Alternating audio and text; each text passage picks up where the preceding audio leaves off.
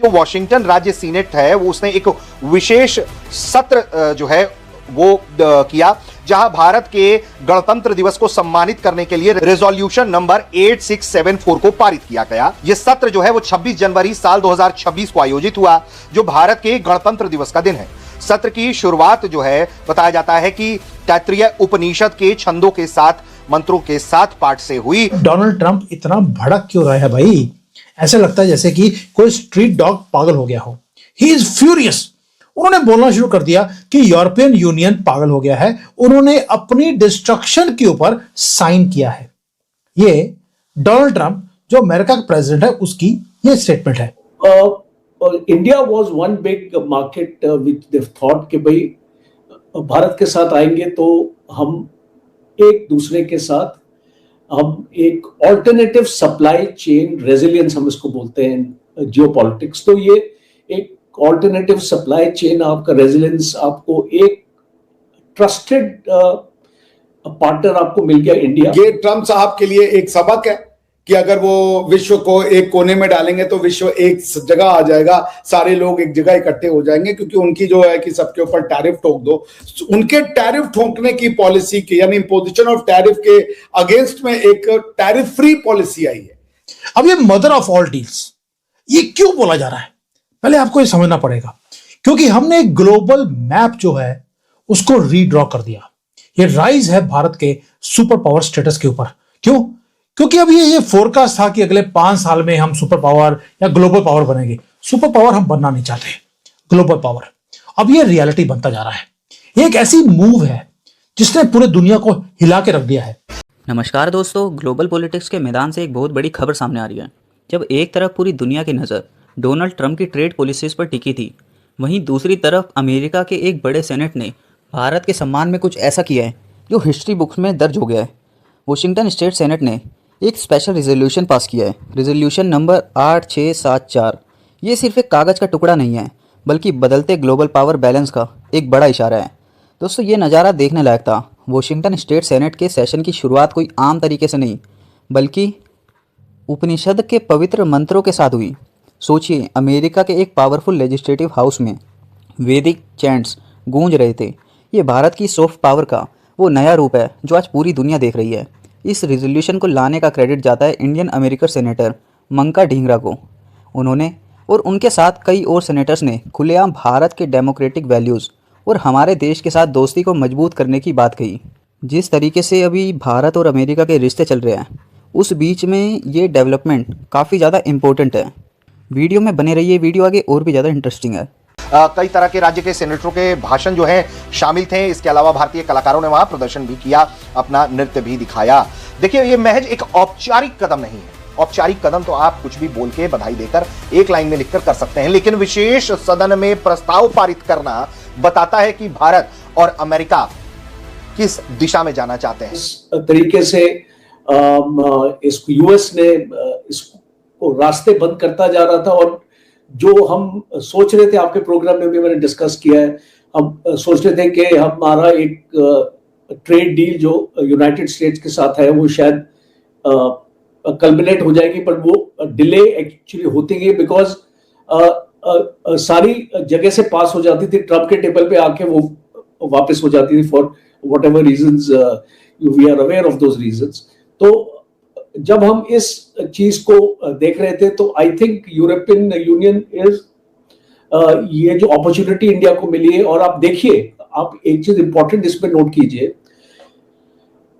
Europe was one region which was never tapped और which could not be tapped by the Indians in terms of either great technology,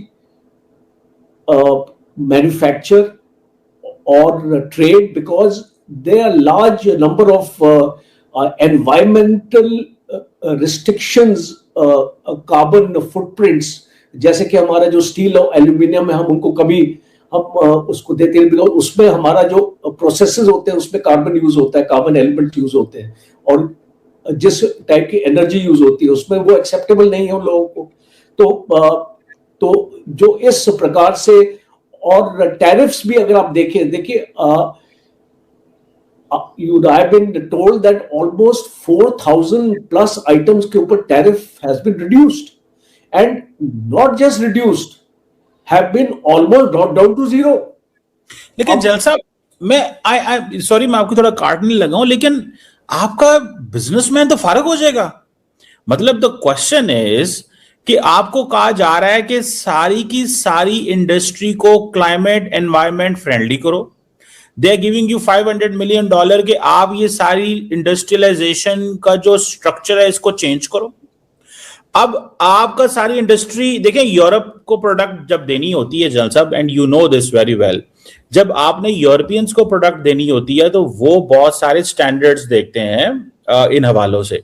आपको नहीं लगता कि for example wine ही देख लें, अब India की वाइन जब अभी 150% आपने टैक्स लगाया हुआ है, फिर 75%, फिर 20 पे जाना है आपने कुछ सालों में, तो आपकी लोकल इंडस्ट्री तो तबाह हो जाएगी। तो मतलब what will India get in reality जब आपको इंडस्ट्रियलाइजेशन का प्रोसेस सारा बदलना पड़ेगा, नई इंडस्ट्री लगानी पड़ेगी, जो पुराने यूनिट्स हैं चेंज करने पड़ेंगे, जो पुरानी जो डील्स थी वो खत्म हो जाएंगी, कंपटीशन और बढ़ेगा, तो आपके लोग और कहेंगे कि भाई इन्होंने बाहर से लोगों को मुल्कों को फायदा पहुंचाने के लिए घर में आप जो खत्म होगी प्रोडक्शन खत्म होगी। जिस तरह के फॉर एग्जांपल आप एग्रीकल्चर के बारे में मोदी साहब ने पॉलिटिक्स भी की, सियासत भी की, नारा भी लगाया कि मैं किसानों पे कंप्रोमाइज नहीं करूंगा, या दोनों के प्रति जो उनका सम्मान है विच इज वो बहुत निगेटिव है, उसको पसंद ही नहीं करते हैं।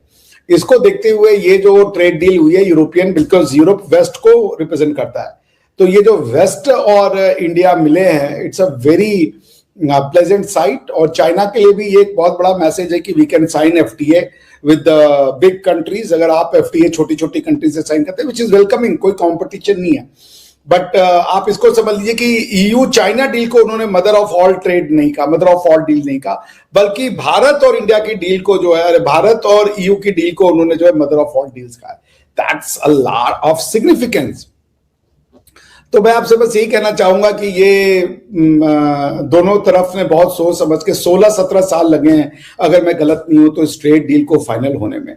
और ये ट्रम्प साहब के लिए एक सबक है कि अगर वो विश्व को एक कोने में डालेंगे तो विश्व एक जगह आ जाएगा, सारे लोग एक जगह इकट्ठे हो जाएंगे, क्योंकि उनकी जो है कि सबके ऊपर टैरिफ ठोक दो, उनके टैरिफ ठोकने की पॉलिसी के यानी इम्पोजिशन ऑफ टैरिफ के अगेंस्ट में एक टैरिफ फ्री पॉलिसी आई है, because this is an FTA, free trade agreement है। So lower tariff, lowest tariff या नो टैरिफ के तरफ हम चले गए हैं, which is a very welcoming sight. तो ये मेरे ख्याल से वापस से विश्व को ये याद दिलाता है कि विश्व में सब कुछ जो है वो बेईमानी से नहीं चलता, विश्व में सब कुछ जो है वो दादागिरी से नहीं चलता, और अगर आप बुली करेंगे तो विश्व एक तरफ आपके अगेंस्ट में हो जाएगा। So this is how I see it. बाकी और क्या निटी-ग्रिटीज है, इंडिया ने कैसे इसको नेगोशिएट किया है, कौन कौन से एरियाज हैं या सेक्टर्स हैं जो खोले गए हैं, वो डील को जो पढ़ेगा वो वही बता पाएगा। इंडिया की रिजर्वेशन हमेशा से एग्रीकल्चर और डेयरी सेक्टर में रही है।